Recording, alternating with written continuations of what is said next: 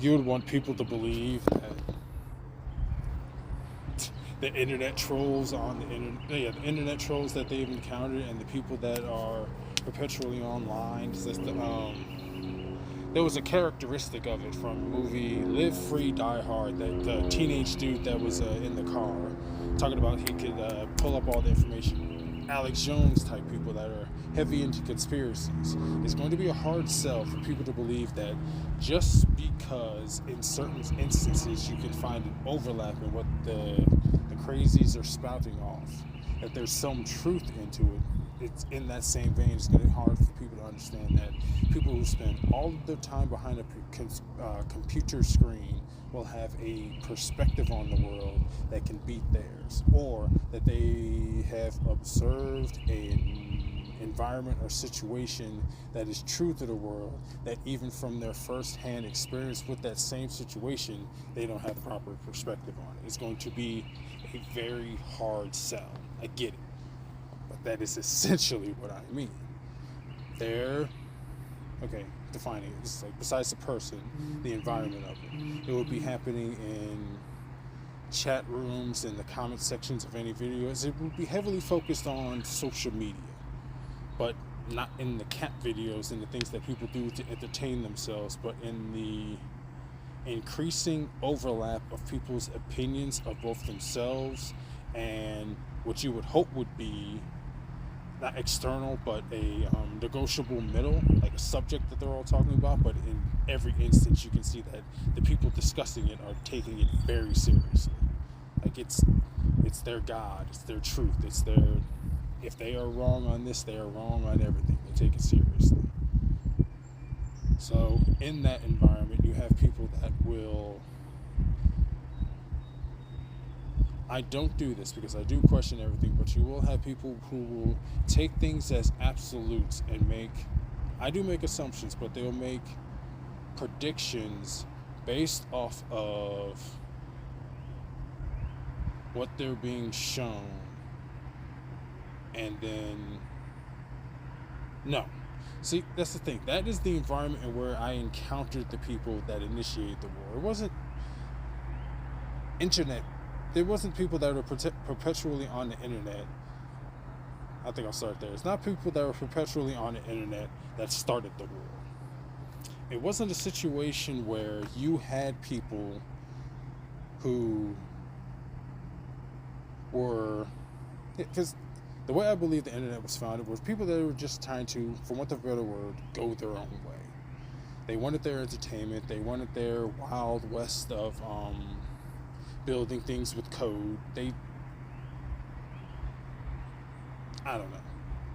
I would think of it more of I have a very idealized view of it. It was a place where you could go, and if you had a question, keywords were your access to the world of information. You want to know something about India, and you're living in America, you just type on the internet and pull up some shit that people have posted on there, and you use your mind to shift through it. There are videos of people farming or living in villages, or milking a cow or doing some ritual. It's just whatever the fuck they put up there, you would catalog it and organize it, and it would give you a better view of it in a very abstract way. You're not living any of it, but you're at least familiar with it. You're not going to get caught. You're not going to get caught flat-footed if you're in a conversation with a person about it or something along those lines. So it was good. It was a good tool. Then you have people, I would assume, that come into it. It's like it felt like at some point it started to take on an ideological bent. And that's why I would call it an ideological wars. It was a discussion of ideas, left-leaning ideas, but it was never done. And it was something I come across later on. And I don't know if it was there initially, but when it was definitely a war, there was not a discussion of those ideas that leaned left as to them being ideas that are argued against. It was an absolute, it was more of like a purity test, testing to see if the other person had the same ideas as you, and if they didn't, ostracizing them, casting them out, placing them as an other, one that didn't understand, didn't see the truth, was not awake, all that shit. So It went from a neutral position where you can actually have a discussion about the subject matter at hand, and even if you fundamentally disagree with the other person, you at least have an understanding of the point that they were trying to get across, to you just being preached at and lectured at without any opportunity to actually understand the subject matter at hand. Which is something I do. It's something I've also tried to work against. I've tried to present an opportunity that as whatever idea that I'm talking about, what do you think? Because I actually want to know what the other person thinks. Is the only reason to be expressing ideas at all. And why are you talking? Because you want to know how the other person feels, or you want to have a discussion about how you feel, and it like helps you to bounce ideas off of people. It helps with that whole. It helps in the whole social sense. I get it. It was like it took on a different element. It was distinctly hostile and judgmental in a way that I am not. Because, like I said, defend the. What was I saying? I would defend the devil before God with the blood of Jesus on his hands. Putting it in the context, it's like you have devil, evil, blood of Jesus, good person, obvious evidence of a crime before God, both Father and Creator, and that's his son. Both are his son, the one that's dead and the devil, and he's going to be presiding over this. You understand that there is an understanding of this situation where all-knowing, all-powerful, all-loving, evil entity done a crime, and you still have to give them a good defense. Yes. So that's why I will point that out. Even in those situations where you come across somebody that believes something, even if the end goal of their argument would be you die, you still have to argue it.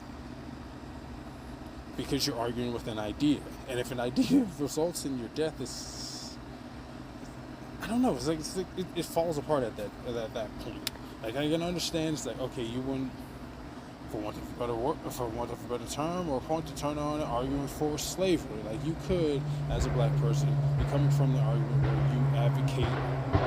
I don't want to use that word in the sense because I know people are just going to bug the fuck out just hearing that. But yes, as a black person, in an argument, just pure debate, you can advocate for slavery. Should, shouldn't, don't give a fuck. Put those aside. You can. And then that goes back to neutrality that once existed on the internet that was disrupted by this militant left ideology. When they came into it and started spouting off their ideas, it wasn't from that position of neutrality where they were attempting to understand the objections from the other side to their ideas and push their ideas in good faith. They were only trying to push it to where those ideas were accepted into the wider world, where they were given power and access. That was, I believe, the end goal. Or it was a goal that they didn't earn. Because it goes back to that subversion angle where they're not being honest. People who are ideologically left-leaning are not being honest about what they believe. I can tell they have a sacred thing, and that they're trying to argue for the spread of that sacred thing, and that if you judge that sacred thing, they get mad at you. But then if you put it in the terms of that you were religious thinking but secularist, and you have a sacred thing, they want to buck against that.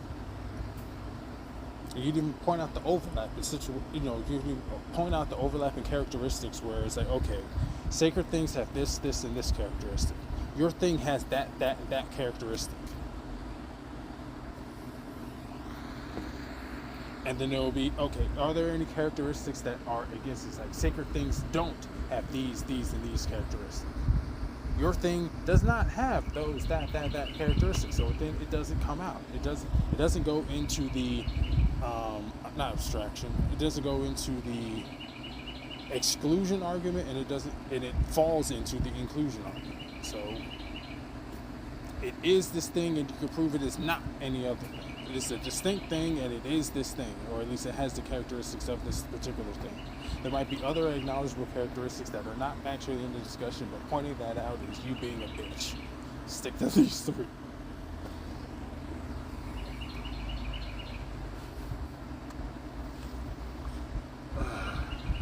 So, do I feel like there has been an ideological war going? characteristics of the thing. Going one step back, do I feel like there are those who lean left politically, who have been pushing ideas that are ideologically left in their leaning, and they have not been honest about their pursuits, and they have been arguing in bad faith. In bad faith meaning that they don't even want to hear the opinion of the opposition, they just want compliance. Yes. So, going forward is going to be proving that. And like that guy from Live Free Die Hard, I have the evidence. It's all over the internet. It goes back to that aggregate. I was thinking about building up a bibliography. I'm pretty sure that I can put the prompt in searching DeepSeek. Yeah, I'll use DeepSeek because Chinese AI is more likely to come up with American propaganda. It's going to be funny. I'll put the prompt into DeepSeek and let it do its deep thinking and internet search, and it build its own bibliography off of has the discourse across any social media, like all social media, popular social media sites such as Facebook, X, formerly Twitter, Instagram, shit. I could probably put in shit as well, and the AI would just cut it out. Cut out all profanity. Not LinkedIn. So Instagram, X, formerly Twitter, Facebook, Pinterest. No, that's pictures. I feel like there's another one, not Instagram. TikTok? No, it's videos. It's gotta be Reddit. Reddit is a good source of where people were posting, particularly now that it's leaning heavily towards the left and they've started to purge people from the right. That is a good indication. Okay, both posts that were on Reddit pre-2010, and also search the Wayback Machine for any instances of archived dialogues from 4chan, 8chan, Reddit, and what was that old one? Like before this one broke and all the crazies went everywhere, this is where they congregated. It was not Instagram. Damn it, what was it? It was like an image site. I forget what it was. It's like Fur Affinity is where they went now. It's like, okay. Maybe the fur. Actually, no. A lot of it leaning more into degeneracy and the left leaning more into degeneracy are a completely different subject that I'll approach at another time. Let's forget I said Fur Affinity. What was the site? It was damn it. Whatever the site was, like there was this image and posting site that people used to congregate on. This is where all the 42 gender shit came from. All that ideological bubbling on. You don't even know if it was ideological. See, I don't know if it was. It's a high number of college professionals and people who went through college, who also went into chat rooms and image boards and all the other social media sites that built up over the internet. It is true that since colleges have been leaning left for a while, that the people coming out of colleges are more likely to be leaning ideologically left. And then that group has also been building the internet, because those are the kind of people that will have access to, like through network, access to the individuals who are building up all the, the tech building our world. It's more likely that they are going to lean ideologically left, but that does not, in and of itself, explain why they would be so militantly ideologically left-leaning. Because like I said, they are very much against any, or maybe that is people in general. They're not it's average that a person won't be open to new ideas or open to ideas that are contradictory to their perspective, and that people won't have an understanding of what a sacred thing is, have a defense of their sacred thing, but not necessarily put it in those words that it is a sacred thing. It's possible.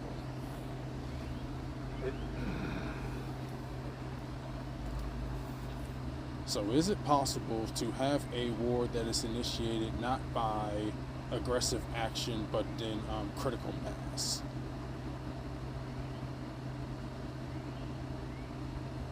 Because it's kind of leaning towards that. If there was a boiling over of ideological concentration on the left to the point where the ideas were no longer being adequately judged, then you would have people that would just believe their own hype. They would believe that they have the true and actual view on the world because they're never given the other side. And if you have a situation where colleges are progressively leaning more towards the left, there's less of an opportunity for those right-leaning ideas even to pop up or to be propagated, to be spread amongst the literature that the people writing the books that are teaching the students. This it's less likely for authors of that type to be having their books published because it's natural for people to have nepotism and to want to give more of the fruits of their labor to those who they identify as being in their own group. So it is natural for that to build up over time. So